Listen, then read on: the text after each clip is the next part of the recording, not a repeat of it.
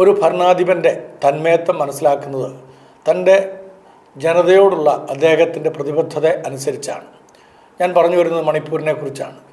മണിപ്പൂർ കഴിഞ്ഞ 18 മാസമായിട്ട് അശാന്തമായി കഴിഞ്ഞുകൊണ്ടിരിക്കുകയായിരുന്നു. നമുക്കറിയാവുന്ന പോലെ പല ആളുകളും അതിനെക്കുറിച്ച് വ്യത്യസ്തമായ തിയറികളൊക്കെ ഫോം ചെയ്യുകയും പ്രചരിപ്പിക്കുകയും ചെയ്തുകൊണ്ടിരിക്കുന്നു. എന്നാൽ ആ പ്രദേശത്ത് പല പ്രാവശ്യം പോവുകയും അവിടുത്തെ ജനങ്ങളുമായിട്ട് ഗ്രാസ് റൂട്ട് ലെവലുള്ള ആളുകളുമായിട്ടൊക്കെ തന്നെ ഇടപെടുകയും അവിടുത്തെ നേതാക്കന്മാരുമായിട്ട് സംസാരിക്കുകയൊക്കെ ചെയ്തതിൻ്റെ അടിസ്ഥാനത്തിൽ അവിടുന്ന് കൃത്യമായ വിവരങ്ങൾ ശേഖരിക്കാൻ സാധിച്ചതിൻ്റെയൊക്കെ അടിസ്ഥാനത്തിൽ അവരുടെ പൾസ് നിങ്ങളുമായിട്ട് പങ്കുവെക്കാനായിട്ട് ആഗ്രഹിക്കുകയാണ്. ഇപ്പോൾ നടക്കുന്നതായിട്ടുള്ള ഈ കലാപം എന്ന് പറയുന്നത് മേത്തികളും കുക്കികളും തമ്മിലുള്ള ഗോത്രവർഗ പ്രശ്നമാണ് എന്ന് വീണ്ടും ചില മീഡിയകൾ, പ്രത്യേകിച്ച് ഗോധി മീഡിയകളൊക്കെ പ്രചരിപ്പിക്കാനായിട്ട് തുടങ്ങിയിട്ടുണ്ട്. ഇവിടെ മാത്രമല്ല, നോർത്ത് ഇന്ത്യയിലൊക്കെ, സെൻട്രൽ ഇന്ത്യയിലും നോർത്ത് ഇന്ത്യയിലും വളരെ ശക്തമായി, പ്രത്യേകിച്ച് ഇലക്ഷൻ നടക്കുന്ന മേഖലകളിലൊക്കെ അത് പ്രചരിപ്പിച്ചുകൊണ്ടിരിക്കുകയാണ്. അതിൻ്റെ ആയിട്ടുള്ള കാരണങ്ങൾ അവർക്കുണ്ട്. അവരുടെ പ്രചരണാർത്ഥം അത് കൂടുതൽ മൈലേജ് കിട്ടുമെന്നുള്ള രീതിയിലൊക്കെയാണ് അത് ചെയ്തുകൊണ്ടിരിക്കുന്നത്. വേറൊരു വാക്കിൽ പറഞ്ഞാൽ ഹൈന്ദവരെ ഉന്മൂലനം ചെയ്യുന്നു എന്നുള്ളതാണ്. എന്നാൽ വാസ്തവത്തിൽ എന്താണ് അവിടെ സംഭവിച്ചുകൊണ്ടിരിക്കുന്നത്? വളരെ ഖേദത്തോടു കൂടെ തന്നെയാണ് ഈ കാര്യങ്ങൾ പറയുന്നത്. പക്ഷേ കേൾക്കുന്ന ആളുകൾ ധരിക്കുന്നത് അവിടെ നടക്കുന്ന പ്രശ്നങ്ങൾ എന്തിനാണ് ഇവിടെ നമ്മൾ ചർച്ച ചെയ്യുന്നത്. ഒരു കാര്യം ഓർക്കണം, ഇന്ത്യയുടെ അവിഭാജ്യ ഘടകമാണ് മണിപ്പൂർ എന്ന് പറയുന്നത്. മാത്രമല്ല, മണിപ്പൂർ ഒരു അതിർത്തി സംസ്ഥാനമാണ്. ഏതിൻ്റെ? പല രാജ്യങ്ങളുടെയും, ചൈനയുടെയും ബർമയുടെയും അതേപോലെ ബംഗ്ലാദേശിൻ്റെയും ഒക്കെ ഒരു അതിർത്തി സംസ്ഥാനമാണ്. അതുകൊണ്ട് തന്നെ ഈ അതിർത്തി സംസ്ഥാനത്തിൻ്റെ ബലഹീനതയും അവിടെ ഉണ്ടാകുന്ന ക്ഷീണവും നമ്മുടെ രാജ്യത്തിൻ്റെ തന്നെ ക്ഷീണവും ബലഹീനതയുമാണെന്നുള്ളത് മറന്നു പോകരുത്. ശത്രു രാജ്യങ്ങൾക്ക്, പ്രത്യേകിച്ച് നമ്മുടെ അയൽ രാജ്യങ്ങളെല്ലാം തന്നെ നമ്മളുമായിട്ട് നല്ല ബന്ധത്തിലല്ല. പല സന്ദർഭത്തിലും നമ്മളൊക്കെ സൗഹൃദം അവരുമായിട്ട് പങ്കുവെക്കാനൊക്കെ ആഗ്രഹിച്ചാലും ചില രാജ്യങ്ങളൊന്നും നമ്മളോട് സൗഹാർദ്ദപരമായിട്ടല്ല പെരുമാറുന്നതെന്നുള്ളത് നമുക്കറിയാം. വിശേഷിച്ച് ചൈനയുമായിട്ടൊക്കെ ഉള്ള ഒരുപാട് ഇഷ്യൂസ് നടക്കുമ്പോൾ. അപ്പോൾ അതുകൊണ്ട് തന്നെ അതിർത്തി സംസ്ഥാനങ്ങളെ കൃത്യമായി പരിപാലിക്കുകയും അവിടെ ആഭ്യന്തര കലഹങ്ങൾ ഉണ്ടാകാതിരിക്കാൻ ശ്രമിക്കുകയും ചെയ്യുക എന്നുള്ളത് ഭരണാധിപന്മാരുടെ തന്മയത്വത്തിൻ്റെ ഭാഗമാണ്. എന്നാൽ കഴിഞ്ഞ 18 മാസമായിട്ട് ആ വിധത്തിൽ മണിപ്പൂരിൽ സംഭവിക്കുന്നില്ല എന്നുള്ളത് ഏറ്റവും വലിയൊരു ദുരന്തം തന്നെയാണ്. ഇന്നലെ പല മാധ്യമങ്ങളും റിപ്പോർട്ട് ചെയ്തതനുസരിച്ച് കുക്കികളും മേത്തികളും തമ്മിലുള്ള കലുഷിതമായ ഒരു പ്രശ്നമായിട്ടാണ് ഇതിനെ റിപ്പോർട്ട് ചെയ്തിരിക്കുന്നത്. അങ്ങനെയല്ല എന്നുള്ളത് അവിടുത്തെ റിയാലിറ്റീസ് അറിയുന്ന ആളുകൾക്ക് എല്ലാവർക്കും അറിയാം. ഞാൻ ആ പ്രദേശത്തെക്കുറിച്ച് നിങ്ങൾക്കൊരു വിവരണം തരുമ്പോഴാണ് കൃത്യമായ ഇത് മനസ്സിലാക്കാനായിട്ട് സാധിക്കുന്നത്. ഇപ്പോൾ നടക്കുന്ന പ്രശ്നമെന്ന് പറയുന്നത് മോർ കമ്മ്യൂണിറ്റിയും മേത്തി കമ്മ്യൂണിറ്റിയും കൂടെയാണ്, അല്ലാതെ അത് കുക്കികളല്ല. അതാണ് അതിൻ്റെ വിരോധാഭാസം. പലപ്പോഴും ആളുകൾ എന്തെങ്കിലും ഒരു പ്രശ്നം ഉണ്ടായി, ചത്തത് ചക്കിയാണെങ്കിൽ കീരനാണ് കൊന്നതെന്ന് നമ്മുടെ നാട്ടിലൊരു നാടൻ ഭാഷയിൽ പറയുന്ന പോലെ, ഇവിടെ എന്തെങ്കിലും പ്രശ്നം ഉണ്ടായിക്കഴിഞ്ഞാൽ ഉടനെ തന്നെ അത് ക്രിസ്ത്യാനികളും ഹിന്ദുക്കളും തമ്മിലുള്ള പ്രശ്നമാണെന്ന് വരുത്തി തീർക്കാനായിട്ട് ചില ആളുകൾ ബോധപൂർവ്വം ശ്രമിക്കുന്നുണ്ട്. ഇത് ഒരു വർഗീയത അതിനകത്ത് കലർന്നിട്ടുണ്ടെങ്കിൽ പോലും അത് മാത്രമല്ല അതിനകത്തുള്ള ആഭ്യന്തര കാര്യങ്ങൾ എന്നുള്ളതും കൂടെ നമ്മൾ മനസ്സിലാക്കണം. അതുകൊണ്ട് ഞാൻ ഇപ്പോൾ ഉള്ള കലാപത്തെക്കുറിച്ചാണ് പറയുന്നത്. കഴിഞ്ഞ പ്രാവശ്യത്തെയൊക്കെ കൃത്യമായിട്ട് നിങ്ങൾക്ക് വിവരണങ്ങൾ തന്നെയാണ്. അല്ലെങ്കിൽ പല ചാനലുകളും ഞാൻ ഇതിനെക്കുറിച്ച് പറഞ്ഞിട്ടുള്ളത് നിങ്ങൾക്ക് പരിശോധിക്കാവുന്നതാണ്. കൂടുതൽ വിവരങ്ങൾ അതിനകത്ത് കിട്ടും. കൂടുതലായിട്ട് ഗുഡ്നസ് TV-യിലും അതേപോലെ തന്നെ ഷക്കീന ചാനലിലും അതോടൊപ്പം തന്നെ ഏഷ്യാനെറ്റ്, മാതൃഭൂമി, മീഡിയ വൺ, ഇങ്ങനെയുള്ള എല്ലാ ചാനലുകളും, മുഖ്യധാര ചാനലുകളും ഒക്കെ ഇതിനെക്കുറിച്ചുള്ള, റിപ്പോർട്ടർ ചാനലും ഒക്കെ ഇതിനെക്കുറിച്ചുള്ള കൃത്യമായ ചർച്ചകൾ നടത്തുകയും അതിനകത്ത് കൃത്യമായ വിവരണങ്ങൾ ഞാൻ നൽകുകയും ചെയ്തിട്ടുണ്ട്. എന്നാൽ ഇന്നത്തെ ഈ വിഷയമെന്ന് പറയുന്നത് ഇത് കുക്കികളും മേത്തികളും തമ്മിലാണോ എന്നാണ് നമ്മൾ ആദ്യമായിട്ട് പരിശോധിക്കാൻ പോകുന്നത്. ഇത് ഇപ്പോൾ നടന്നിരിക്കുന്ന കലാപം കഴിഞ്ഞ മെയ് മാസം മുതലാണ് ആരംഭിച്ചിരിക്കുന്നത്, 2024. അതിന് മുമ്പ് നടന്നത് 2023 മെയ് 3-ാം തീയതി മുതലാണ് അന്നത്തെ കലാപം ഉണ്ടായിരിക്കുന്നത്. അപ്പോൾ അത് കഴിഞ്ഞ് എക്സാക്ട്ലി ഒരു വർഷം കഴിഞ്ഞപ്പോഴാണ് പുതിയ ഒരു തലത്തിലേക്ക് ഇത് എത്തുന്നത്. നമുക്കറിയാം 2023 മെയ് മാസം മുതൽ നടന്നിട്ടുള്ള കലാപങ്ങളുടെ പശ്ചാത്തലത്തിൽ മണിപ്പൂർ മൊത്തത്തിൽ അശാന്തമായി. മണിപ്പൂർ മാത്രമല്ല, നോർത്ത് ഈസ്റ്റിനെ മൊത്തത്തിൽ അത് ബാധിച്ചു, ഇന്ത്യയെ മൊത്തത്തിൽ ബാധിച്ചു. ലോകത്തിൻ്റെ മുമ്പാകെ തന്നെ ഇന്ത്യക്ക് ഏറ്റവും ഷെയിമായിട്ടുള്ള, ഏറ്റവും നാണക്കേടായിട്ടുള്ള ഒരുപാട് സംഭവങ്ങൾ നടക്കുകയുണ്ടായി. എന്നിട്ടും നമ്മുടെ ആദരണീയനായിരിക്കുന്ന പ്രധാനമന്ത്രിജി അതിനെക്കുറിച്ച് കൃത്യമായ ഒരു തീരുമാനങ്ങൾ എടുക്കാനോ പ്രശ്നങ്ങൾ പരിഹരിക്കാനോ മുന്നോട്ട് വന്നില്ല എന്നുള്ള വലിയൊരു അപഖ്യാതി അദ്ദേഹത്തെക്കുറിച്ചുണ്ട് എന്നുള്ളതും നമ്മൾ വിസ്മരിച്ചുകൂടാ. ഈ സമയത്ത് ഇപ്പോൾ നടക്കുന്ന ഈ പ്രശ്നം ജരീബാം എന്ന് പറയുന്നതായിട്ടുള്ള ഒരു ജില്ലയിലാണ്. ജരീബാം എന്ന് പറയുന്നത് ജിയോഗ്രഫിക്കലി നമ്മൾ നോക്കിയാൽ, ഭൂമിശാസ്ത്രപരമായിട്ട് നോക്കിക്കഴിഞ്ഞാൽ അത് ആസാമിൻ്റെ അതിർത്തി പ്രദേശമാണ്. ആസാം എന്ന് പറയുന്ന സംസ്ഥാനത്തിൻ്റെ അതിർത്തി പ്രദേശം, അതായത് വേറൊരു വാക്കിൽ പറഞ്ഞാൽ ബാരാക്ക് വാലി എന്നൊക്കെ വിളിക്കപ്പെടുന്നതായിട്ടുള്ള സ്ഥലത്ത് സ്ഥിതി ചെയ്യുന്ന മണിപ്പൂരിലെ ഒരു ജില്ലയാണ് ഈ പറയുന്നതായിട്ടുള്ള ജെറിബാം എന്നുള്ള ജില്ല. അത് മനോഹരമായൊരു താഴ്വരയാണ്. നമ്മൾ വേറൊരു വാക്കിൽ പറഞ്ഞു കഴിഞ്ഞാൽ ഈ ഇംഫാൽ എന്ന് പറയുന്നതായിട്ടുള്ള സമതലം പോലെ വളരെ പ്ലെയിനായിട്ടുള്ള അതേപോലത്തെ ഒരു ഏരിയയാണ് ജെറിബാം എന്ന് പറയുന്നതായിട്ടുള്ള ആ ജില്ല. അവിടുത്തെ പോപ്പുലേഷൻ വളരെ കുറവാണ്. നമ്മുടെ ഇവിടുത്തേക്ക് ഒരു പഞ്ചായത്തിലെ അംഗങ്ങൾ മാത്രമേ ഉള്ളൂ ഒരു ജില്ലയിൽ തന്നെ. അവിടെ വേറൊരു വാക്കിൽ പറഞ്ഞാൽ 2011 അവിടുത്തെ ജനസംഖ്യ കണക്കെന്ന് പറയുന്നത് 43,838 അംഗങ്ങളായിരുന്നു അവിടെ ഉണ്ടായിരുന്നത്. 43,838 എന്ന് പറയുന്നത് ഇവിടുത്തെ സാധാരണ ഒരു പഞ്ചായത്തിൻ്റെയോ അല്ലെങ്കിൽ ഒരു മുനിസിപ്പാലിറ്റിയുടെ ജനങ്ങളേ ഉള്ളൂ. ഇപ്പോൾ നമ്മൾ 10 വർഷം കൂടെ കഴിഞ്ഞല്ലോ. ഇപ്പോൾ ഏകദേശം 50,000 താഴെ ജനങ്ങൾ മാത്രമേ അവിടെയുള്ളൂ. അതിനകത്ത് 50%, അതായത് നേർപകുതി, ഈ ഇത്രയും പറഞ്ഞ 43,838 എന്ന് പറഞ്ഞതിൻ്റെ അന്നത്തെ പകുതി ശതമാനം ആളുകളും ബംഗാളികളാണ്. മാത്രവുമല്ല അവിടുത്തെ സെക്കൻഡ് ലാർജസ്റ്റ് കമ്മ്യൂണിറ്റി എന്ന് പറയുന്നത് മേത്തികളാണ്. അപ്പം ഇവിടെ പ്രചരിപ്പിച്ചിരിക്കുന്ന വേറൊരു വലിയ നുണ ഇവിടുത്തെ സംഘപരിവാർ കുടുംബങ്ങളും അതിനോട് ചേർന്നിട്ട് ക്രൈസ്തവ സഹോദരങ്ങളൊക്കെ പ്രചരിപ്പിക്കാറുള്ള ഒരു വലിയ നുണ എന്താണെന്ന് വെച്ച് കഴിഞ്ഞാൽ, മേത്തികൾക്ക് പാർക്കുവാനായിട്ട് ഇംഫാൽ മാത്രമേ ഉള്ളൂ, അവർക്ക് മറ്റ് സ്ഥലങ്ങളൊന്നുമില്ല. അതുകൊണ്ട് അവിടുത്തെ സ്ഥലങ്ങളെ സംബന്ധിച്ചുള്ള അവരുടെ പരിമിതമായ സ്ഥലങ്ങളെ വിസ്തൃതമാക്കാൻ വേണ്ടിയിട്ട് ബാക്കിയുള്ള എല്ലാ മേഖലകളിലും കുക്കികളും നാഗകളുമായിട്ടുള്ള ട്രൈബൽസാണ് അത് ഒക്യുപ്പൈ ചെയ്തിരിക്കുന്നത്. അപ്പോൾ അവർക്ക് സ്ഥലമില്ല, വസിക്കാനായിട്ടുള്ള ഇടമില്ലാത്തതുകൊണ്ടുള്ള കലാപങ്ങളാണ്, ഭൂമിക്ക് വേണ്ടിയുള്ള കലാപമാണ് എന്ന് പ്രചരിപ്പിക്കാറുണ്ട്. ഭൂമിക്ക് വേണ്ടിയുള്ള കലാപമാണെന്ന് ഞാൻ അന്ന് പോലെ ഇന്നും പറയുന്നുണ്ട്. ആ ഭൂമി എന്ന് പറയുന്നത് സമതലങ്ങളെക്കുറിച്ചല്ല, അത് ഹില്ലേരികളാണ്. അതിൻ്റെ കാരണങ്ങൾ ഞാൻ പറഞ്ഞു. പ്രധാനമായിട്ടും 3 കാര്യങ്ങളാണ്. ഒന്ന്, അന്ന് 2003 മുതൽ അവിടെ പഠനങ്ങൾ നടത്തിയതായിട്ടുള്ള ചില കമ്പനികൾ, ആ കമ്പനികൾ അവിടെ കൂടുതൽ വജ്രമുണ്ടെന്ന് കണ്ടെത്തിയിട്ടുണ്ട്, അവിടെ കൂടുതൽ മിനറൽസ് ഉണ്ടെന്ന് കണ്ടെത്തിയിട്ടുണ്ട്, അവിടെ ഗ്രീൻ സ്റ്റോൺ എന്ന് പറയുന്ന ലോകത്തിൽ വിലപിടിപ്പുള്ള ഒരു സ്റ്റോൺ അത് ഉണ്ടെന്നുള്ള കണ്ടെത്തിയിട്ടുണ്ട്. അതുപോലെ തന്നെ പെട്രോളിയം, ഇതെല്ലാം അവിടെ ഉള്ളതുകൊണ്ട് അത് എൻക്രോച്ച് ചെയ്യണം. ഹില്ലേരികൾ എൻക്രോച്ച് ചെയ്താൽ മാത്രമേ തങ്ങൾക്ക് കമ്പനികൾക്ക് അത് വിൽക്കാനും സമ്പത്തുണ്ടാക്കാനും കഴിയുകയുള്ളൂ എന്ന് ചില രാഷ്ട്രീയ നേതാക്കന്മാരുടെ താല്പര്യം കൊണ്ടാണ് ഈ ഭൂമി പ്രശ്നങ്ങൾ ഉണ്ടായിരിക്കുന്നത്. എന്നാൽ ഞാൻ അതിനെക്കുറിച്ചല്ല പറയുന്നത്. ഇപ്പോൾ ജിയോഗ്രഫിക്കലി ഈ ജെറിബാം എന്ന് പറയുന്നതായിട്ടുള്ള ജില്ലയുടെ അതിർത്തി എന്ന് പറയുന്നത് ആസാം എന്ന് പറയുന്ന സംസ്ഥാനമാണ്. അതുകൂടാതെ 220 കിലോമീറ്റർ സഞ്ചരിച്ചെങ്കിൽ മാത്രമേ ഇംഫാലിൽ നിന്ന് ഈ ജെറിബാം എന്ന് പറയുന്ന സ്ഥലത്തെത്താൻ പറ്റുള്ളൂ. 220 കിലോമീറ്റർ. അപ്പോൾ അത് ഒരു ബോർഡർ ഏരിയ ആണെന്ന് ഓർത്തോണം. അപ്പോൾ അങ്ങനെയുള്ള ആ സ്ഥലത്ത് അവിടെ പാർക്കുന്നതായിട്ടുള്ള മേത്തികളും അവിടെ പാർക്കുന്നതായിട്ടുള്ള മാർ കമ്മ്യൂണിറ്റി, HMAR, ആ മാർ കമ്മ്യൂണിറ്റിയും തമ്മിലുള്ള കലാപമാണ് ഇപ്പോൾ നടക്കുന്നത്. അത് കുക്കികളുമായിട്ടല്ല. അവിടെ കുക്കികളുടെ പെർസെൻറ്റേജ് എന്ന് പറയുന്നത് 1.8% ഉള്ളൂ. 1.8% മാത്രമേ കുക്കികൾ അവിടെയുള്ളൂ. അപ്പോൾ നമ്മൾ അവിടുത്തെ ആ പ്രശ്നത്തിൻ്റെ തുടക്കത്തെക്കുറിച്ച് ഒന്ന് പറയാനായിട്ട് ആഗ്രഹിക്കുകയാണ്. നമുക്ക് അതിനോട് ബന്ധപ്പെട്ട് തന്നെ ഈ മാർ ഗോത്രത്തെയും ഈ സോമി ഗോത്രത്തെയും പൊതുവിൽ കുക്കികളെന്നാണ് ഇവിടെയൊക്കെ നമ്മൾ വിളിക്കുന്നത്. എന്നാൽ അങ്ങനെയല്ല. അവർക്ക് കുക്കികളുമായിട്ടൊക്കെ ചായവുണ്ടെങ്കിലും അവരാരും തന്നെ കുക്കികളല്ല. അവർക്ക് സെപ്പറേറ്റായിട്ടുള്ള ഭാഷകളും സെപ്പറേറ്റായിട്ടുള്ള ആചാരങ്ങളും അനുഷ്ഠാനങ്ങളും ഒക്കെയാണ്. അവരുടെ ആളുകളും വേഷത്തിലും അവരുടെ സംസാരത്തിലും അതേപോലെ തന്നെ അവരുടെ രൂപത്തിലുമൊക്കെ മറ്റുള്ള കുക്കികളിൽ നിന്ന് വ്യത്യസ്തരാണ്. അപ്പോൾ അവിടെ ഓരോ ഗോത്രവർഗ്ഗക്കാരെയും നമുക്ക് പെട്ടെന്ന് മനസ്സിലാക്കാൻ കഴിയത്തില്ലെങ്കിലും അവർക്ക് പെട്ടെന്ന് മനസ്സിലാക്കാനായിട്ട് സാധിക്കും. ഒരു കാര്യം നമ്മൾ ഓർക്കേണ്ടുന്നത്, ഈ തോടു ഭാഷ സംസാരിക്കുന്നവർ മാത്രമാണ് വാസ്തവത്തിൽ കുക്കികളെന്ന് പറയുന്നത്. തോട് ഭാഷ സംസാരിക്കുന്നവരാണ് കുക്കികളെന്ന് പറയുന്നത്. അപ്പോൾ അവർ മൊത്തത്തിൽ പറയുമ്പോൾ സോ കമ്മ്യൂണിറ്റി എന്ന് പറയും. മൊത്തത്തിൽ പറയുന്ന സമയത്ത് സോ കമ്മ്യൂണിറ്റി എന്ന് പറയും. പക്ഷേ അതിനകത്ത് പ്രധാനപ്പെട്ട 3 ഗോത്രങ്ങളുണ്ട്. ആ 3 ഗോത്രങ്ങളിൽ ഒന്നാണ് തോടോ ഭാഷ സംസാരിക്കുന്നതായിട്ടുള്ള കുക്കികൾ, മറ്റൊന്ന് സോമി.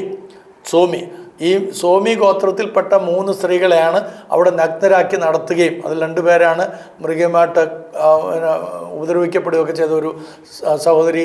നമുക്കറിയാവുന്ന പോലെ നമ്മുടെ പടയാളിയുടെ നമ്മുടെ ഇന്ത്യൻ പട്ടാളക്കാരൻ്റെ ഭാര്യയായിരുന്നു. അതൊക്കെ നമ്മൾ നേരത്തെ ചർച്ച ചെയ്താണ്.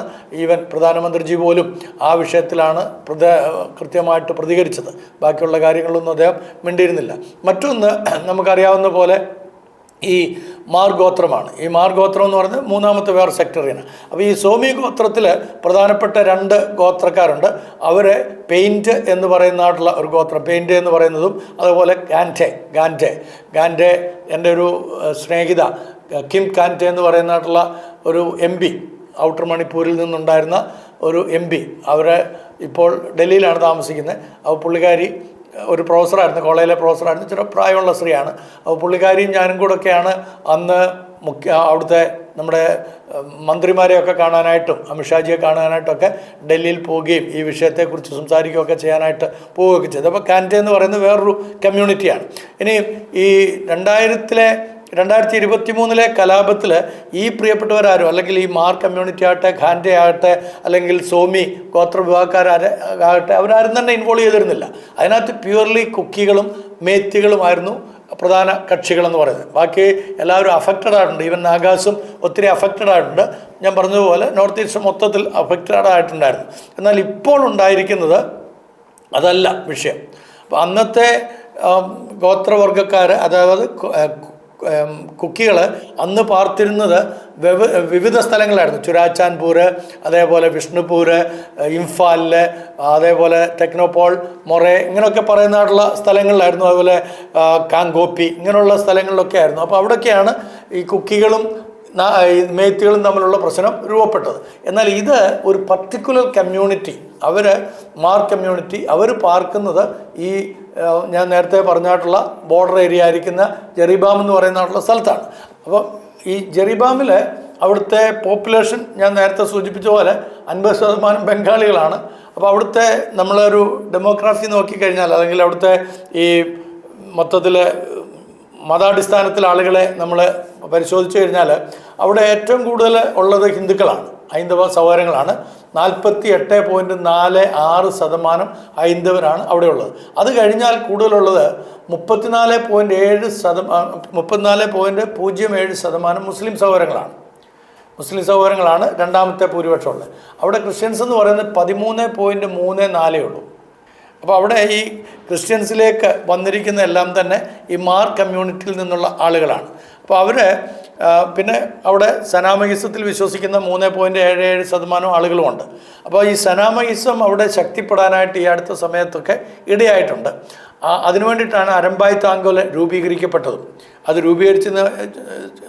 രൂപീകരിച്ചിരിക്കുന്നത് നമുക്കറിയാവുന്ന പോലെ ശ്രീ എൻ ബീരൻ സിംഗ് മുഖ്യമന്ത്രി തന്നെയാണ്. അദ്ദേഹമാണ് അതിൻ്റെ രക്ഷകർത്താവ് എന്ന് പറയുന്നത്. അപ്പം ഈ ജെറിബാമിൽ മാത്രമാണ് ഇംഫാൽ കഴിഞ്ഞാൽ ഏറ്റവും കൂടുതൽ ഈ പ്ലെയിൻ ലാൻഡ് ഉള്ളത്. വിഷ്ണുപൂരിലുണ്ട്, പക്ഷേ അവിടെ ഹിൽ ഏരിയകളുണ്ട്. പക്ഷേ ഇവിടെ പ്ലെയിൻ ലാൻഡാണ്. അതുകൊണ്ട് തന്നെ മെയ്ത്തികളാണ് അവിടെ ഭൂരിപക്ഷം ഉള്ളത്. ഈ ഗോത്രവർഗ്ഗക്കാരെ കൂടാതെ കൂടുതലുള്ളത് മെയ്ത്തികളാണ്. അവിടുത്തെ MLA എന്ന് പറയുന്ന അസബുദ്ദീൻ എന്ന് പറയുന്ന നാട്ടിലുള്ള ഒരു വ്യക്തിയാണ്, മുസ്ലിം സഹോദരനാണ്. അദ്ദേഹം JDUവിൻ്റെ ആളായിട്ടാണ് മത്സരിച്ചത്. പല സ്ഥലങ്ങളിലും JDU മത്സരിച്ചെങ്കിലും 5 സ്ഥലങ്ങളിലാണ് ജയിച്ചത്.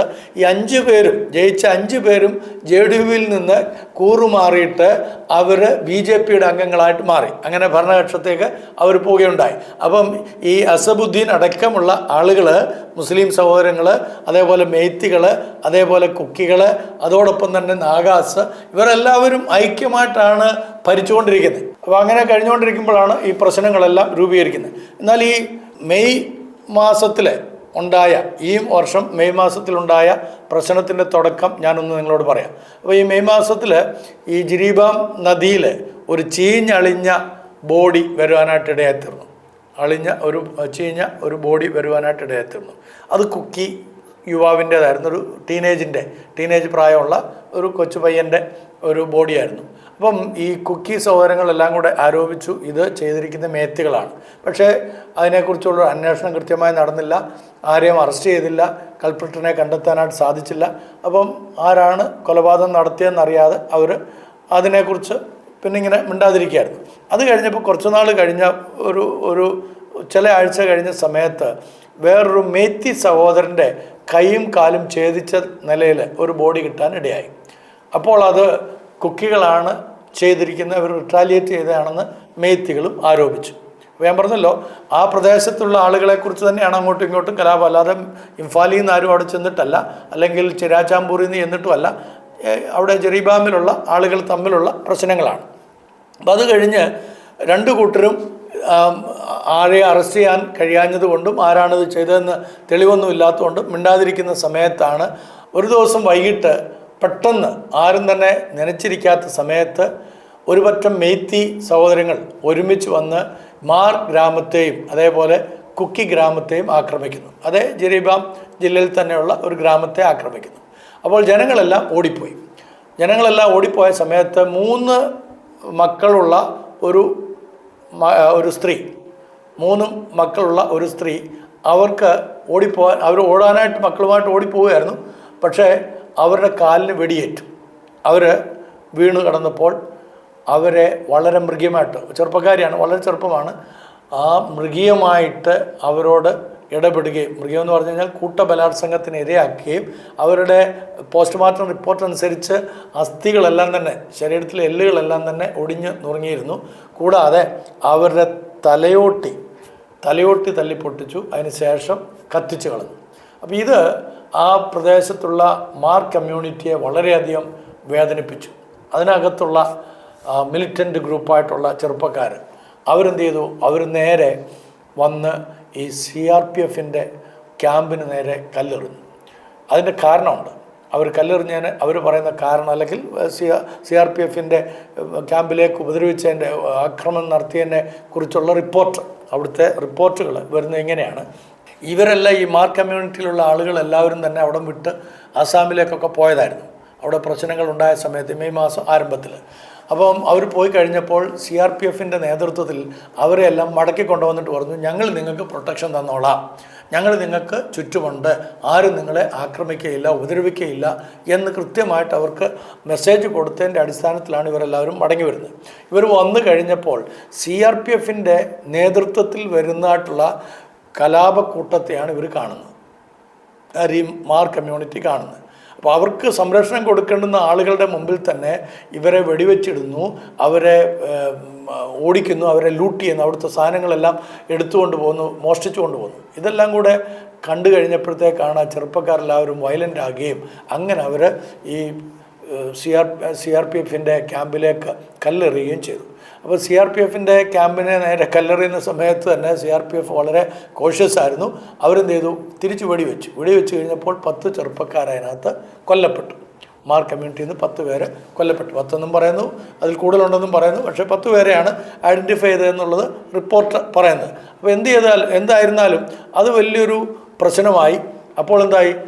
ഇവർ റിറ്റാലിയേറ്റ് ചെയ്യാൻ വീണ്ടും തീരുമാനിച്ചു. അങ്ങനെ ഈ മാർ കമ്മ്യൂണിറ്റിയിൽപ്പെട്ട ആളുകൾ അവർ റീഹാബിലിറ്റേഷൻ സെൻറ്റർ, മേത്തികൾ നടത്തിക്കൊണ്ടിരുന്ന റീഹാബിലിറ്റേഷൻ സെൻറ്റർ, അഭയാർത്ഥി ക്യാമ്പിലേക്ക് കയറി ചെന്ന് അവിടെ നിന്ന് 6 പേരെ തട്ടിക്കൊണ്ടു പോവുകയാണ്. ഹോസ്റ്റേജായിട്ട് അവിടുന്ന് കൊണ്ടുപോവുകയാണ്. ഹോസ്റ്റേജസായിട്ട് 6 പേരെ തട്ടിക്കൊണ്ടു പോകുമ്പോൾ അതിനകത്ത് ഏറ്റവും ഹീനമായ കാര്യം എന്താണെന്ന് വെച്ച് കഴിഞ്ഞാൽ 3 സ്ത്രീകളും 3 കുഞ്ഞുങ്ങളുമാണ്. ഏറ്റവും മൃഗീയമായ കാര്യമാണത്. 3 കുഞ്ഞുങ്ങളും 3 സ്ത്രീകളും. ആർക്കും ന്യായീകരിക്കാൻ കഴിയാത്ത കാര്യമാണ് മാർ കമ്മ്യൂണിറ്റിയിലെ ആ ചെറുപ്പക്കാർ ചെയ്തത്, അല്ലെങ്കിൽ അവിടുത്തെ വയലൻ്റ് ആയിട്ടുള്ള ജനത ചെയ്തത്. അത് ഹോസ്റ്റേജായിട്ട് ഇവരെ കൊണ്ടുപോയി എന്ന് മാത്രമല്ല, തടവുകാരായിട്ട് കൊണ്ടുപോവുക മാത്രമല്ല, അവരെ ഉപദ്രവിക്കരുതെന്ന് കുക്കി ജനം അവരോട് ആവശ്യപ്പെട്ടു എന്നാണ് ഇപ്പോൾ പറയുന്നത്. കുക്കികൾ പറഞ്ഞു, നിങ്ങൾ ഒരു കാരണവശാലും ഈ കൊണ്ടുപോയിരിക്കുന്ന ഹോസ്റ്റേജസിനെ നിങ്ങൾ ഉപദ്രവിക്കരുത്, അവർക്കൊരു പോറൽ പോലും പറ്റരുത്. എന്നോട് സംസാരിച്ചപ്പോൾ കുക്കി നേതാക്കന്മാരിൽ ചിലരെയും അതേപോലെ നാഗ നേതാക്കന്മാരിൽ ചിലരുമായിട്ടൊക്കെ ഞാനിങ്ങനെ ബന്ധപ്പെട്ട് ഈ പ്രശ്നങ്ങൾ പരിഹരിക്കാനായിട്ട് എന്താ ചെയ്യേണ്ടത്, എങ്ങനെ പരിഹരിക്കാമെന്ന് ചോദിക്കുന്ന സമയത്ത് ഞാൻ അവരോട് ഇച്ചിരി ദേഷ്യമായിട്ട് തന്നെ സംസാരിച്ചു. വളരെ ഞാൻ പറഞ്ഞു, നിങ്ങൾ എല്ലാ മനുഷ്യരുടെയും തല കുമ്പിടത്തൊക്കെയാണ്. ഈവൻ ഹമാസ് പോലും ചെയ്യാത്ത കാര്യമാണ്, ലോകത്തിൽ ഹീനകൃത്യങ്ങൾ ചെയ്യുന്ന ഹമാസ് പോലും ചെയ്യാത്ത ക്രൂരതയാണ് നിങ്ങൾ ഈ കുഞ്ഞുങ്ങളെയും സ്ത്രീകളെയും തട്ടിക്കൊണ്ടു പോകുക എന്ന് പറഞ്ഞപ്പോൾ അവർ പറഞ്ഞ മറുപടി, കുക്കികൾ പറഞ്ഞ മറുപടി, ഫാദറെ ഞങ്ങളും പറഞ്ഞു ഒന്നും ചെയ്യരുത്, അവരെ ഉപദ്രവിക്കരുതെന്ന് പറഞ്ഞതാണ്, ഞങ്ങളവർക്ക് താക്കീത് കൊടുത്തതാണ്, പിന്നെ എങ്ങനെ ഇത് സംഭവിച്ചതെന്ന് ഞാൻ അറിഞ്ഞുകൂടാ. പക്ഷേ 6 പേരുടെ ഈ കുഞ്ഞുങ്ങളടക്കമുള്ളവരുടെ ജഡങ്ങൾ പിന്നീട് പുഴയിൽ കൂടെ ഒഴുകി വരുവാനായിട്ട് ഇടയായിത്തീർന്നു. ഇത് അവിടുത്തെ അരമ്പായ് താങ്കോലിനെയും മേത്തി ലീപ്പൂണിനെയും ചൊടിപ്പിച്ചു. അവരെന്ത് ചെയ്തു? ഉടനെ തന്നെ വലിയ കലാപത്തിലേക്ക് കടക്കുകയായിരുന്നു ചെയ്തിരിക്കുന്നത്. ഇപ്പോൾ അവർ അവിടെ NIAക്ക് ഈ എൻക്വയറി വിടണമെന്ന് പറയുന്നു. ബീരൻ സിംഗ് NIAക്ക് അത് വിടാനായിട്ട് തയ്യാറായിരിക്കുന്നു. അപ്പോൾ അവിടെ രൂക്ഷിതമായിട്ടുള്ള പ്രശ്നങ്ങൾ, കത്തിക്കലൊക്കെ എവിടെയാണ്? ഇംഫാലിലാണ്. ജെറീബാമിലുള്ള ആളുകളെല്ലാം അവർ ഈ മാർ കമ്മ്യൂണിറ്റി എല്ലാം അവർ പല സ്ഥലങ്ങളിലേക്കും കാടുകളിലേക്കൊക്കെ ഒളിച്ചോടിയിരിക്കുകയാണ്. എവിടെ പോയിരിക്കുന്നത്, എവിടെയാണ് താമസിക്കുന്നതെന്ന് അറിയത്തില്ല. നമുക്കറിയാവുന്ന പോലെ ഈ ആ പ്ലെയിൻ ഏരിയ കഴിഞ്ഞാൽ പിന്നെ മുഴുവൻ കാടുകളാണ്, ഹില്ലേരിയ മുഴുവൻ കാടുകളാണ്. അപ്പോൾ അവിടേക്കൊന്നും തന്നെ ഈ പറയുന്ന പോലെ പോലീസിനോ പട്ടാളത്തിനോ ഒന്നും എത്തിപ്പെടുക അത്ര എളുപ്പമല്ല. അവിടുത്തെ തദ്ദേശീയരായിട്ടുള്ള ആളുകൾക്ക് മാത്രമേ ആ പ്രദേശങ്ങളെക്കുറിച്ചുള്ള നല്ല ഗ്രാഹ്യമുള്ളൂ. ഇപ്പോൾ പറ്റിയിരിക്കുന്നത് CRPFനെ ഇറക്കിയിട്ടാണ് ഈ പ്രശ്നങ്ങൾ ഉണ്ടാക്കിയതെന്ന് അവിടുത്തെ കുക്കികളും നാഗകളും അതോടൊപ്പം തന്നെ മാർ കമ്മ്യൂണിറ്റിയും ആരോപിക്കുന്നു. ഈ CRPFൻ്റെ കൺട്രോൾ മുഴുവനും തന്നെ ബീരൻ സിംഗ് ജിയുടെ കയ്യിലാണ് എന്നുള്ളതും എല്ലാവർക്കും അറിയാവുന്ന കാര്യമാണ്. ഇപ്പോൾ ഇന്നലെ നമുക്കറിയാവുന്ന പോലെ നമ്മുടെ ആഭ്യന്തര വകുപ്പ് മന്ത്രി ബഹുമാനപ്പെട്ട അമിത്ഷാജി പെട്ടെന്ന് തന്നെ എല്ലാവരും അദ്ദേഹത്തിൻ്റെ എല്ലാ പ്രോഗ്രാംസും ക്യാൻസലാക്കിയിട്ട് എല്ലാ മിലിറ്ററി ഗ്രൂപ്പിൻ്റെ എല്ലാ ഉന്നതതല സേനാധിപന്മാരുടെയൊക്കെ മീറ്റിങ്ങൊക്കെ വിളിച്ചു കൂട്ടിയിട്ട് 50 കമ്പനിയെ കൂടെ അങ്ങോട്ട് നിയമിച്ചിരിക്കുകയാണ്, സേനകളെ നിയമിച്ചിരിക്കുകയാണ്. എന്ന് വെച്ച് കഴിഞ്ഞാൽ ഒരു കമ്പനിയിൽ 100 പേര് വീതം, അപ്പം 50 എന്ന് പറയുമ്പോൾ 5000 പേരെ അങ്ങോട്ട് ഡിപ്ലോയ് ചെയ്തിരിക്കുകയാണ്. അപ്പോൾ ഇതിനകത്തൊരു വലിയ പ്രശ്നം എന്താണെന്ന് വെച്ച് കഴിഞ്ഞാൽ അവിടെ തദ്ദേശീയരായിട്ടുള്ള ആളുകൾ അവരുടെ നേരെ സൈന്യ നടപടികൾ വരികയും സൈന്യ നടപടികൾ വന്നു കഴിഞ്ഞാൽ അവർക്കെല്ലാം ഉപദ്രവമുണ്ടാകുകയും ചെയ്യുമെന്ന് മേത്തികളാണ് അത് ഭയപ്പെടുന്നത്. അപ്പോൾ അവർ പറയുന്നത് ഇപ്പം നേരത്തെ റദ്ദാക്കിയതായിട്ടുള്ള പട്ടാള ഭരണത്തിൻ്റെ അല്ലെങ്കിൽ പട്ടാള സ്വാധീനത്തിൻ്റെ ആ നിയമങ്ങളെല്ലാം മാറ്റിക്കളയണം എന്നുള്ളതാണ് അവരുടെ ഒരു വാദം. ഇതിനകത്തൊരു വലിയ കെണി കിടപ്പുണ്ട്. ആ കെണി എന്താണെന്ന് വെച്ച് കഴിഞ്ഞാൽ ഈ ബീരൻ സിംഗ് ജി, അദ്ദേഹം മുഖ്യമന്ത്രിയാണല്ലോ, അദ്ദേഹം പറയുന്നത് ഈ ഫോഴ്സിൻ്റെ എല്ലാ അധികാരം എനിക്ക് തരണം, എൻ്റെ കയ്യിൽ വേണം. എന്തിനാണ്? കുക്കികളെ നശിപ്പിക്കാൻ, ഈ മാർ കമ്മ്യൂണിറ്റിയെ ഇല്ലായ്മ ചെയ്യാനായിട്ട്, അവരെ പ്രഖ്യാപിത മിലിറ്റൻ്റ് ഗ്രൂപ്പായിട്ട് പ്രഖ്യാപിച്ചുകൊണ്ട് അവരെ എല്ലാം ഇല്ലായ്മ ചെയ്യണം. അപ്പോൾ അത് വലിയൊരു വിരോധാഭാസമായിട്ടുള്ള കാര്യമാണ്. ഇനി ഇതിനകത്ത് ചില യാഥാർത്ഥ്യങ്ങൾ കൂടെ നിങ്ങളുമായിട്ട് പങ്കുവെക്കാൻ ആഗ്രഹിക്കുക. ഈ കഴിഞ്ഞ 18 മാസത്തിനകത്ത് നമുക്കറിയാവുന്ന പോലെ ഓഗസ്റ്റ്, സെപ്റ്റംബർ, ഡിസംബർ വരെയൊക്കെ ആ പ്രശ്നങ്ങളൊക്കെ കഴിഞ്ഞതിന് ശേഷം ജനുവരി മുതൽ വളരെ ഒരു പീസ്ഫുൾ അറ്റ്മോസ്ഫിയർ മൊത്തത്തിൽ അവിടെ ഉണ്ടായിരുന്നു. ഞാൻ അവസാനം അവിടെ ചെല്ലുന്ന സമയമായപ്പോഴത്തേക്ക് അവിടെ നല്ല പീസ് അന്തരീക്ഷം പല മേഖലകളിലും കാണാനായിട്ട് സാധിച്ചു. പീസ് എന്ന് പറഞ്ഞു കഴിഞ്ഞാൽ ആളുകളെല്ലാം അവരവരുടെ ജോലികളിലേക്കൊക്കെ തിരിഞ്ഞു, ജോലി ചെയ്യാൻ തുടങ്ങി, ശാന്തമായിട്ടുള്ള ജീവിതം. എന്നാൽ ആളുകൾ അഭയാർത്ഥി ക്യാമ്പിലും പട്ടിണിയിലും ഒക്കെയാണ്. അതിൻ്റെയൊക്കെ അടിസ്ഥാനത്തിൽ യാതൊരു കുഴപ്പമില്ലാതിരുന്ന ആ സമയത്ത് ഒരു പീസ് മേക്കിംഗ് കമ്മ്യൂണിറ്റിയെ അവിടേക്ക് ഡിപ്ലോയ് ചെയ്തിരുന്നെങ്കിൽ നമ്മുടെ സെൻട്രൽ ഗവൺമെൻറ് ബഹുമാനപ്പെട്ട പ്രധാനമന്ത്രിജിയോ അല്ലെങ്കിൽ അദ്ദേഹത്തോട് ചേർന്നുള്ള ആഭ്യന്തര വകുപ്പ് മന്ത്രിയോ ഒരു പീസ് ടീമിനെ അവിടേക്ക് അയച്ച് ഇവരെ എല്ലാവരെയും കൂടെ വിളിച്ചു കൂട്ടി സംസാരിച്ചിരുന്നെങ്കിൽ ഒരു പക്ഷെങ്കിൽ ഈ പ്രശ്നം അതോടുകൂടെ തീരുമായിരുന്നു. ഞങ്ങൾ തന്നെ ഒരു പീസ് ടീമായിട്ട് മുന്നോട്ട് പോകാനായിട്ട് ഒരു തീരുമാനം എടുത്തു. അതിൻ്റെ കാരണം നമുക്കറിയാവുന്ന പോലെ മേഘാലയയുടെ മുഖ്യമന്ത്രിയായിരിക്കുന്ന സാക്മയുടെ മകൻ, പഴയ സാക്മയുടെ ഇപ്പോഴത്തെ മുഖ്യമന്ത്രി ആ മുഖ്യമന്ത്രിയുടെ ജ്യേഷ്ഠ സഹോദരൻ ജെയിംസ് സാക്മ, അദ്ദേഹം ഇവിടെ വന്നിരുന്നു, എന്നെ കാണണം എന്നാവശ്യപ്പെട്ടു. അങ്ങനെ ഞങ്ങൾ തമ്മിലുള്ളൊരു കൂടിക്കാഴ്ച നടത്തുകയുണ്ടായി. ഞാൻ മാത്രമല്ല, എൻ്റെ കൂടെ അവരുടെ പാർട്ടിയുടെ NPPയുടെ പ്രസിഡൻറ്റ്, സംസ്ഥാന പ്രസിഡൻറ്റ് ശ്രീ തോമസ് മാഷൊക്കെ ഉണ്ടായിരുന്നു.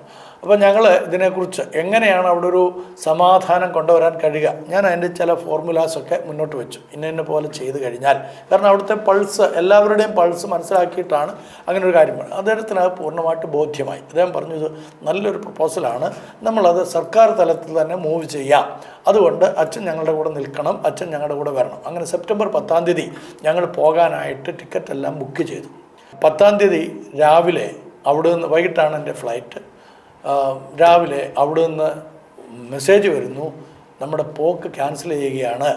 കാരണം എന്താണെന്ന് വെച്ച് കഴിഞ്ഞാൽ അവിടെ പ്രശ്നമുണ്ടെന്ന് മുഖ്യമന്ത്രിയുടെ ഓഫീസിൽ നിന്ന് ഹോം മിനിസ്ട്രി അറിയിക്കുകയും, ഇദ്ദേഹത്തിന് ഈ ജെയിംസ് സാക്മയ്ക്ക് സെക്യൂരിറ്റി ഉണ്ട്, പ്രത്യേക പ്രൊട്ടക്ഷൻ ഉണ്ട്.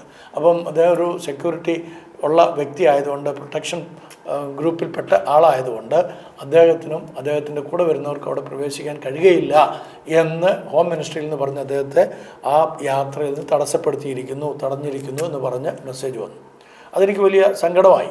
എനിക്ക് സങ്കടം വന്നതിന് 2 കാരണങ്ങളുണ്ട്. ഒന്ന്, ഞാൻ അവിടുത്തെ ഈ 3 ഗ്രൂപ്പിലും നാഗാസിൻ്റെയും കുക്കികളുടെയും അതേപോലെ മേത്തികളുടെയും ലീഡേഴ്സുമായിട്ട് സംസാരിച്ചിട്ട് ഇതിനൊരു പോംവഴി പരിഹാരം വരുത്താനായിട്ട് അവരുമായിട്ട് തനിച്ചെന്ന് പറഞ്ഞാൽ ഓരോ ഗ്രൂപ്പിനോട് ആദ്യം സംസാരിക്കാനും അത് കഴിഞ്ഞിട്ട് 2 ഗ്രൂപ്പുകൾ തമ്മിലുള്ള സംസാരങ്ങളും അതിനുശേഷം ടോപ്പ് ലെവലിലെ 3 ഗ്രൂപ്പുകളിലെയും ആളുകളെ ഒരുമിച്ചിരുത്തി സംസാരിക്കാനുള്ള തീരുമാനങ്ങളും ഡേറ്റുകളും എല്ലാം തീരുമാനിച്ചിരുന്നു, അവരെ അറിയിച്ചിരുന്നു.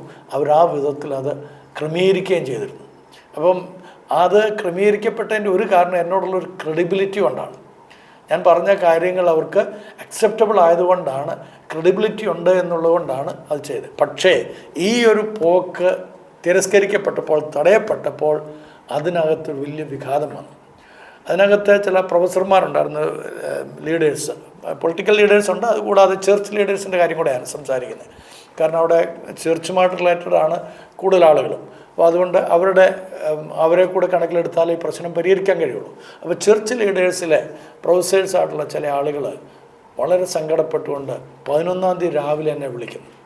കാരണം 13-ാം തീയതി മുതലാണ് ഞങ്ങളുടെ പരിപാടികളെല്ലാം ക്രമീകരിച്ചിരിക്കുന്നത്. അത് എന്നോട് പറഞ്ഞു, ഫാദറെ ഏതെങ്കിലും തരത്തിലൊന്ന് വാ, ഫാദർ മാത്രമേ ഉള്ളെങ്കിലും വാ, കാരണം ഞങ്ങൾ അങ്ങയിൽ പൂർണ്ണമായിട്ട് ഈ വിഷയത്തിൽ ആശ്രയിക്കുകയാണ്. You are the last best for us to travel. അപ്പോൾ ഞാൻ ചെല്ലുകയില്ല, പോകാൻ പറ്റുകയില്ല, ഇങ്ങനത്തെ ഒരു പ്രശ്നമുണ്ട് എന്ന് പറഞ്ഞപ്പോൾ അതിനകത്തൊരു വ്യക്തി വളരെ നിരാശപ്പെട്ടു. അതിനുശേഷം അവരുടെ ഈ സംഘടനയുടെയൊക്കെ സെക്രട്ടറിയൊക്കെ വളരെ സങ്കടത്തോടുകൂടാണ് എന്നോട് പറഞ്ഞു. ഇപ്പോൾ ഈ അടുത്ത സമയത്ത്, ഇപ്പോൾ ഈ പ്രശ്നം ഉണ്ടായ സമയത്ത് അവർ പറഞ്ഞു, ഫാദറെ അന്ന് നിങ്ങൾ വന്നിരുന്നെങ്കിൽ, സെപ്റ്റംബർ മാസത്തിൽ നിങ്ങൾ വന്നിരുന്നെങ്കിൽ എത്ര ജീവനെ നമുക്ക് രക്ഷിക്കാമായിരുന്നു. എനിക്ക് അതിനകത്ത് വലിയ സങ്കടമുണ്ട് പ്രിയമുള്ളവരെ. നമ്മുടെ ഭരണകൂടത്തിൻ്റെ പിടിപ്പുകേടുകൊണ്ട്, നമ്മുടെ ഭരണകൂടം എടുക്കുന്ന സ്റ്റെപ്പുകൾ എടുക്കാത്തത് കൊണ്ട് നമ്മളെ ഭരിക്കുന്നു എന്നുള്ള വ്യാജേന സ്വയം അലങ്കൃതമായിട്ടുള്ള പണക്കൊഴുപ്പുകളും സ്വയം അലങ്കൃതമായിട്ടുള്ള അധികാരങ്ങളും ആൾക്കൊണ്ടിരിക്കുന്ന ഇത്തരം ആളുകളെ സമൂഹം വിളിക്കുന്ന പേരാണ് കാപാലികന്മാർ. സമൂഹം വിളിക്കുന്ന പേരാണ്. അങ്ങനെയുള്ളൊരു കാപാലിക കൂട്ടം നമ്മളെ ഭരിക്കുമ്പോൾ എങ്ങനെയാണ് നമ്മുടെ ദേശത്ത്, നമ്മുടെ രാജ്യത്ത് സമാധാനം പുലർത്താൻ സാധിക്കുന്നത്? വളരെ സങ്കടമുണ്ട് ഈ കാര്യത്തിൽ. ഇപ്പോൾ ഉണ്ടായിരിക്കുന്ന ഈ പ്രശ്നം ഇത് ബോധപൂർവം തന്നെ ഉണ്ടായിരിക്കുന്നതാണെന്നാണ് അവിടുത്തെ ജനങ്ങൾ പറയുന്നത്. ഈ പ്രശ്നങ്ങൾ പരിഹരിക്കാവുന്നതായിരുന്നു. കാരണം അവിടെ ഞാൻ പറഞ്ഞതുപോലെ ഈ ജെറീബാം എന്ന് പറയുന്ന ജില്ല അത് വളരെ ദൂരത്താണ്. ഇംഫാലിൽ നിന്ന് 220 കിലോമീറ്റർ ദൂരമാണ്. അപ്പോൾ ഇംഫാലിൽ നിന്ന് ആർക്കും അവിടെ പോയി പ്രശ്നം ഉണ്ടാക്കാൻ കഴിയില്ല. അപ്പോൾ അവിടുത്തെ പ്രശ്നം വരുന്ന സമയത്ത് അത് പ്ലെയിൻ ഏരിയയുമാണ്. അപ്പോൾ അവിടെ പെട്ടെന്ന് തന്നെ അവിടുത്തെ ആസാം റൈഫിൾസിനെ അവിടെ ഡിപ്ലോയ് ചെയ്തിരുന്നെങ്കിൽ അവർ അമേക്കബിളായിട്ട് അത് സെറ്റിൽ ചെയ്തേനെ. മാത്രമല്ല കൊല്ലപ്പെട്ട ആളുകളുടെ മൃതശരീരങ്ങൾ പോസ്റ്റ്മോർട്ടം നടത്തുകയും ശരിയായ വിധത്തിൽ ആരാണ് ഈ കാര്യങ്ങൾ ചെയ്തത് എന്നുള്ള കണ്ടെത്തി അതിനകത്തൊരു പരിഹാരം വരുത്തുകയും ചെയ്തിരുന്നെങ്കിൽ തീർച്ചയായിട്ടും ഈ പ്രശ്നങ്ങൾ പരിഹരിക്കാമായിരുന്നു. അത് ചെയ്തില്ല എന്നുള്ളതും വളരെ ഖേദകരമായ കാര്യമാണ്.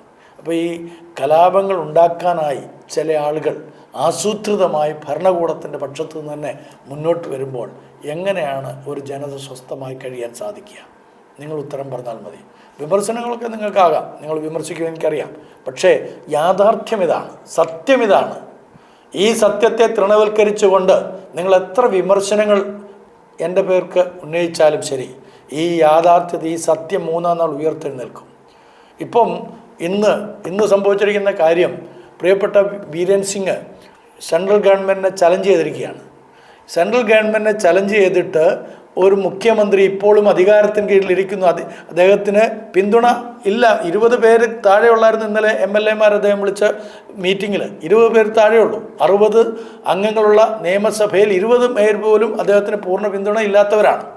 അങ്ങനെയുള്ള ആ മുഖ്യമന്ത്രി ഇത്ര ബോൾഡായിട്ട് ചലഞ്ച് ചെയ്യണമെങ്കിൽ, അദ്ദേഹത്തിന് അതിന് ആർജവം ഉണ്ടാകണമെങ്കിൽ, അദ്ദേഹത്തിൻ്റെ മുമ്പിൽ മുട്ടുമടക്കുന്ന ഒരു ഭരണകൂടമാണ് കേന്ദ്രത്തിലിരിക്കുന്നതെന്ന് അദ്ദേഹത്തിന് നന്നായിട്ട് അറിയില്ലേ? അറിയാം. കാരണം അദ്ദേഹം ഈ പോസ്റ്റ് വില കൊടുത്ത് വാങ്ങിയതാണെന്ന് അവിടുത്തെ നാട്ടുകാർക്ക് എല്ലാവർക്കും അറിയാം. അത് പരസ്യമായിട്ടുള്ളൊരു രഹസ്യമാണ്. വില കൊടുത്ത് വാങ്ങിയിരിക്കുന്നതാണ്. അപ്പോൾ ആ വിലയ്ക്കനുസരിച്ച് അദ്ദേഹം ബാർഗെയിൻ ചെയ്യും. അതുകൊണ്ട് ഓർത്തുകൊള്ളുക, ജനാധിപത്യ സമ്പ്രദായം എന്നൊക്കെ നമ്മൾ പറഞ്ഞാലും ഇവിടെ ജനാധിപത്യമല്ല വാഴുന്നത്, പല സ്ഥലങ്ങളിലും ജനാധിപത്യമല്ല വാഴുന്നത്. നമ്മുടെ നാട് ഈ വിധത്തിൽ മുന്നോട്ട് പോയാൽ എല്ലാ പ്രദേശങ്ങളിലും ഇതുപോലുള്ള പ്രശ്നങ്ങൾ ഉണ്ടാകാൻ കഴിയും. അതുകൊണ്ട് ജനാധിപത്യത്തെ സംരക്ഷിക്കണം എന്ന് വിശ്വസിക്കുന്ന എല്ലാവരും ശബ്ദമുയർത്തിയേ പറ്റൂ.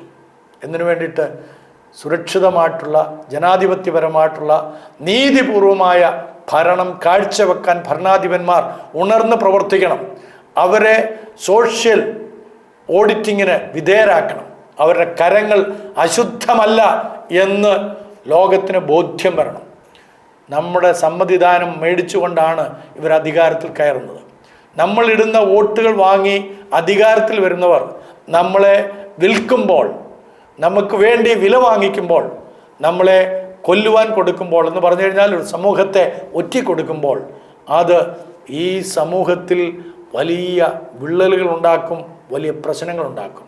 അതുകൊണ്ട് ജനാധിപത്യത്തിൻ്റെ മഹത്വവും മനോഹരത്വവും നിലനിർത്താൻ എല്ലാ ജനാധിപത്യ വിശ്വാസികൾക്കും അവകാശമുണ്ടെന്നുള്ള ഓർമ്മപ്പെടുത്തലോടെ മണിപ്പൂര് എത്രയും വേഗത്തിൽ ശാന്തമാകാൻ തക്കവണ്ണം നിങ്ങളുടെ പ്രാർത്ഥന അഭ്യർത്ഥിച്ചുകൊണ്ട് എങ്ങനെ നമുക്കിത് പരിഹരിക്കാൻ കഴിയുമെന്നുള്ളത് ഒന്നടങ്കം ആലോചിക്കാനായിട്ട് ആഹ്വാനം തന്നുകൊണ്ട് നിങ്ങളുടെ പ്രിയപ്പെട്ട ജോൺസൺ തേക്കടിലച്ചൻ.